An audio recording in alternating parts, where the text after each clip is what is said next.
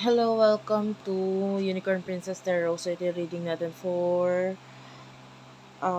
water sign, Cancer, Scorpio, Pisces. By the way, meron tayong special channel for water sign Philippines. Please do check it out. Meron nga pala tayong Facebook page, Madam P, Madam Space P, space pa sa dulo para mas ma-search mo siya ng sa Facebook. Follow nyo po ako dyan and dyan kayo pwede mag-inquire ng personal reading. Okay, may mga admin ako na mag-a-assist sa inyo. Okay, so let's start your reading.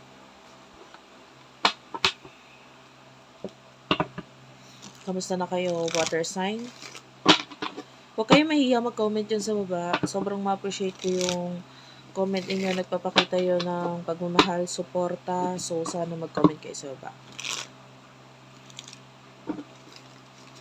Let's start for water sign. Water sign, you do have here the Eight of Swords, and the Four of Cups, Cancer, Scorpio, Pisces, Gemini, Libra, Aquarius. Hey, water sign. I feel like you're stuck ngayon sa situation regarding reality, regarding sa bagay na nasa isip mo, maybe your wish, your dreams, gusto mong makuha ito. Maybe yung iba sa inyo, person, there's someone in your mind, in your dreams, there's someone na parang spiritually connected ka, pero ngayon you're stuck. Stuck ka rin sa pag-iisip kasi you really want to take this or gusto mong makawala sa situation mo pero hindi mo alam kung paano. Maybe also yung a lot of you is not being true sa sarili mo, hindi ka nagiging totoo sa sarili mo. And naglalagay ka ng boundaries sa mga bagay na talagang gusto mo kasi natatakot kang masaktan. Okay? So nilalagyan mo ng boundaries yung mga tao or particular person na magpapasaya or magbibigay ng happiness sa'yo. Pagdating sa love, sino itong person na kakonect ni water sign? Hindi siya okay. You do over the Nine of Swords. This person is sad. With a Seven of Swords, pwedeng yung pag-iwas, paglayo na ginawa mo sa kanya or yung whoever itong lumayo. No? Nakikita natin because of this, nagkaroon ng masakit na feeling dito sa person na to. And with the Two of Swords, the Two of Cups, so pwede nagkaroon ng pagdedesisyon regarding relationship, partnership, na hindi ko rin masabi kung side mo or side niya, pero this particular decision ang naging dahilan with the devil kung bakit parang naging mas malabo yung sa inyong dalawa. Like, the devil is here, so as you can see, yung the devil meron siyang parang puppet dito. So, yun, yung puppet is nagpapakita as the spirit, your soul, no? So, parang may pag-held back. Both of you are trapped with each other, with each other's karma. 'Di ba? Parang pareho kayo, pwedeng both of you are nasa karmic cycle or pwedeng going through karmic relationship. Pwedeng ganon. So, ito yung nagiging dahilan kung bakit this could be your soulmate. Kaya lang ang problem is pwedeng stuck dun sa karmic cycle ninyong dalawa. But still, lalo na sa bottom of the deck, nakikita natin yung Four of Swords, which is yung spiritual connection ninyo. Both of you are pwedeng sharing the same dreams or pagdating sa spirituality na usapin, pareho pa rin kayo na may connection nitong person na to. Ganon din siya, napapanaginipan ka pa rin niya.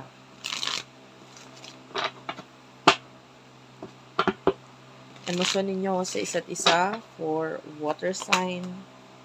You do have here the Emperor, so masyado ka nagmamatigas dito sa connection nito. But of course, with the Moon, lahat ng gusto mo sabihin sa kanya, for what I can see here, you can just say this through your dreams or pwedeng yung daydreaming, pag halimbawa natulala ka, iniisip mo naman itong person na to, there are times na doon mo nilang sinasabi ko ano yung mga bagay na gusto mo sabihin sa kanya kasi hindi mo talaga masabi eh. And the Justice card, yeah, this is like the truth. Pero nakikita natin yung katotohanan na yon or yung truth na yon, nasasabi mo lang through your dreams. And you are very secretive person, especially pagdating sa emotions mo dito sa person na to. Ano naman yung emotions niya para sa'yo?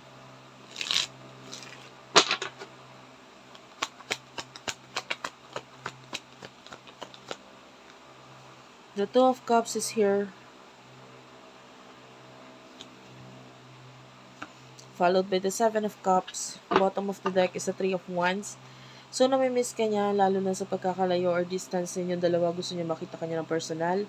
At the same time, with the Four of Wands, gusto niya ng stability sa inyong dalawa. Maybe partnership. Kung hindi man relationship, it could be partnership, some sort of partnership. Pwedeng may kinalaman sa partnership na may kinalaman sa money. Pwedeng ganon. Business partnership, pwede rin.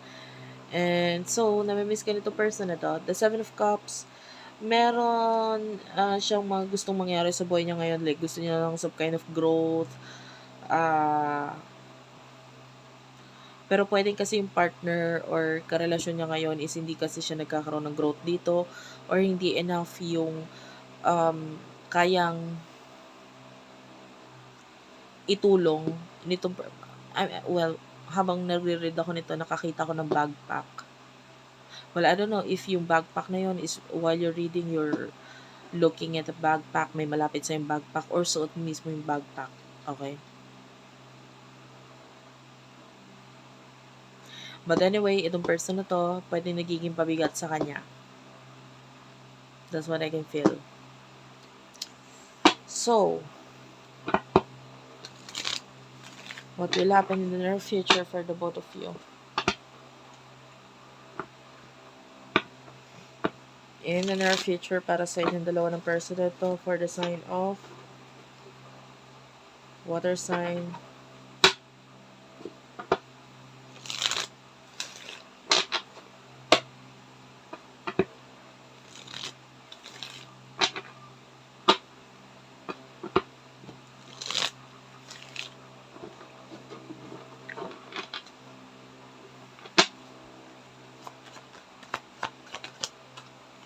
the Five of Pentacles and the Lovers, the High Priest, sorry, this is not the High Priest, this is the Ace of Wands, the King of Cups. Clarify natin what's with the Lovers, the Two of Pentacles, the Queen of Wands is at the bottom of the deck, and the Four of Swords. So, as you can see, ito na yung lumabas sa bottom of the deck kanina. Lumabas na naman yung Four of Swords natin. And with the Queen of Wands is here, the Nine of Wands, well, like, I can see her boundaries pa rin sa inyong dalawa with the Queen of Swords pagka-cut off, which is not good kasi whatever you are cutting off or whoever this person that you're cutting off, nakikita natin this person is part of you and parang siya yung kailangan mo in order for you to grow. Whatever you want in life, pwedeng siya makatulong sa'yo para ma-achieve lahat ng yon. And the Five of Pentacles, nakita tayo ng financial problem in the near future or hindi. Kung hindi ikaw, I can see a partner. Pwede yung karelasyon mo at this moment. So, pwede magkaroon ng financial problem itong taong ito. Of course, kung wala kang karelasyon, take only what resonates. The Two of Pentacles is here. Nakakita tayo ng karma dito. Pagdating sa usapin, finances. So, I can see new beginning pagdating sa person mo. Person na ito.